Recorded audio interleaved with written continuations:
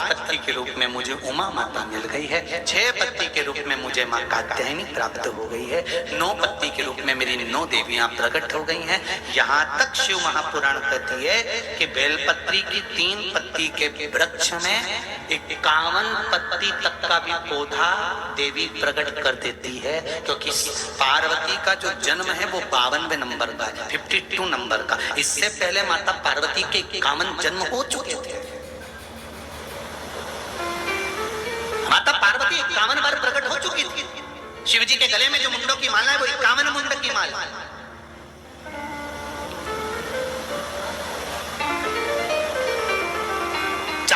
का जब बेलपत्र मिलता है तो 4 पत्ती के बेलपत्र को शंकर जी पे चढ़ाकर 1 लोटा पानी नहीं चढ़ाया जाता। 4 पत्ती का अगर बेलपत्र शिव को चढ़ाया जाता है तो 4 लोटा जल शिव को समर्पित करा जाता है। फिर उस बेलपत्र को उतारकर अशोक सुंदरी वाली जगह पर रखा जाता है। फिर वहां पर 1 आचमनी जल समर्पित करा जाता है। फिर वो 4 पत्ती के बेलपत्र को उठाकर नंदीश्वर के चरण के पास रखा जाता है। वहां 1 मूंग का दाना समर्पित करा जाता है। फिर उस बेलपत्री को लाकर घर में बरकत के रूप में रखा जाता है। तब वो लक्ष्मी बढ़ाना प्रारंभ करता है। कोई ऐसे ही क्रम नहीं हो जाता कि मिल गया और तुमने रख दिया, उसका क्रम अलग अलग है। 5 पत्ती का बेलपत्र, ऊपर जो जलाधारी टंगी होती है उस जलाधारी का स्पर्श कराया जाता है, शिवलिंग पर चढ़ाया जाता है। मात्र 1 लोटा जल 5 पत्ती के बेलपत्र पर चढ़ता है और 5 पत्ती का बेलपत्र दरवाजे पर खड़े होकर भगवान शंकर के गण भृंगी का स्मरण कर श्रृंगी का स्मरण कर उसको लाकर बरकत में रखा जाता है। 5 पत्ती 6 पत्ती का बेलपत्र मिलता है तो उसको नंदी पर पहले समर्पित कर फिर शिव के द्वार पर शंकर भगवान पर समर्पित किया जाता है। फिर 1 लोटा जल समर्पित कर 1 चावल का दाना चढ़ाकर उस बेलपत्री को लाया जाता है, बरकत स्थान पर रखा जाता है। 7 पत्ती का बेलपत्र मिलता है, उसका नियम अलग। 7 पत्ती के बेलपत्र को बेलपत्र के वृक्ष के नीचे ही शिवलिंग का निर्माण कर पूजन किया जाता है और वहां पूजन कर 7 पत्ती के बेलपत्र को शिव को चढ़ाकर फिर अपने घर में रखा जाता है। 8 पत्ती का बेलपत्र यदि प्राप्त होता है तो उसको पहले जो जलाधारी का भाग है, नीचे तटी भाग है जहां शिवलिंग रखा हुआ है, माता जी के उस भाग पर रखा जाता है। उसके बाद में शिव को चढ़ाया जाता है। 1 लोटा जल चढ़ाकर मात्र चंदन लगाकर उसको लाया जाता है। 9 पत्ती का बेलपत्र यदि किसी को प्राप्त होता है,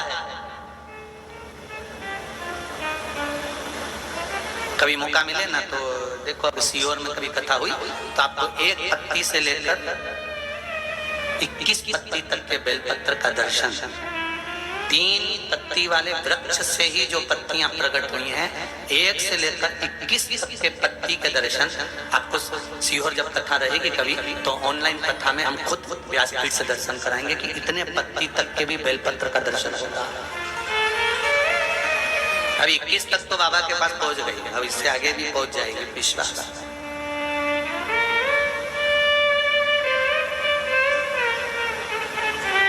बेलपत्र उसका पूजन आपको अगर मिले 4 पत्ती का बेलपत्र तो आप ये परली बैजनाथ की कथा कौन से दिन की है?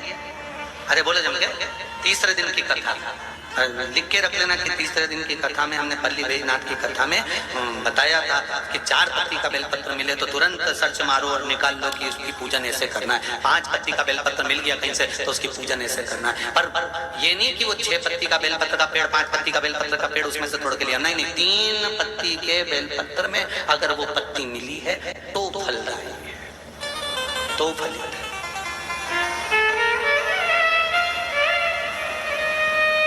अंतर देखना है और अच्छे से समझ लो।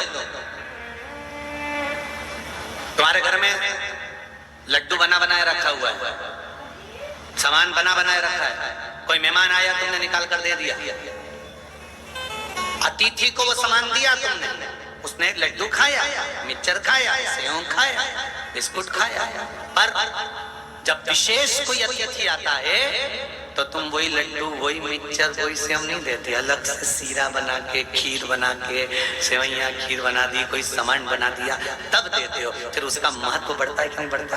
क्या अतिथि भी मुख्य आया। उसी तरह 3 पत्ती के वृक्ष में, बेलपत्री के वृक्ष में, 3 पत्ती के बेलपत्री के वृक्ष में जब 4 पत्ती, 5 पत्ती, 6 पत्ती, 7 पत्ती, 8 पत्ती बेलपत्री की जब प्राप्त होती है तो वो फल प्रदान करते हैं, उसका सुख दूसरा दिन धारण करना चाहिए। हम कहते हैं महाकाल का मंदिर रोज खुलता है, प्रतिदिन महाकाल का मंदिर खुलता है, पर नाग चंद्रेश्वर महादेव का मंदिर केवल नाग पंचमी के दिन ही खुलता है। उसी तरह तुम रोज प्रतिदिन टीवी खोलो, रोज कथा सुनो, रोज कथा में जाओ, जिससे नाग चंद्रेश्वर का मंदिर एक दिन खुलता है। रोज कथा सुनते सुनते हो सकता है एक दिन तुम्हारे भाग्य की रेखा खोल दे, तो जीवन सवर है। एक दिन आप करो तो बस उस परमात्मा के स्मरण में, भक्ति में, भजन में, कीर्तन में, मंत्र जाप में, नाम जाप में आप रम जाओ, उसमें लग जाओ, उस जाप को, उस स्मरण को करते रहो। तेरे मंदिर में आना मेरा काम है और मेरी बिगड़ी बनाना तेरा। हम रोज उसके दरवाजे पर जाते जाएं, हम रोज उसको प्रणाम करते जाएं। कई लोग कहते हमारा काम नहीं हुआ, हम कैसे? नहीं, जाओ उसके द्वार पर जाते रहो, उसके पास में जाते रहो, उसको नमन करते रहो। जैसे सास से मीठी वाणी में बात करते रहोगे, उसकी देखभाल करते रहोगे, उसको नमन करते रहोगे, तो मरते मरते कुछ नहीं तो एकाध अंगूठी तो दे देगी, उसमें कोई गलत नहीं हो, दे सकते, उसमें कोई दिक्कत नहीं।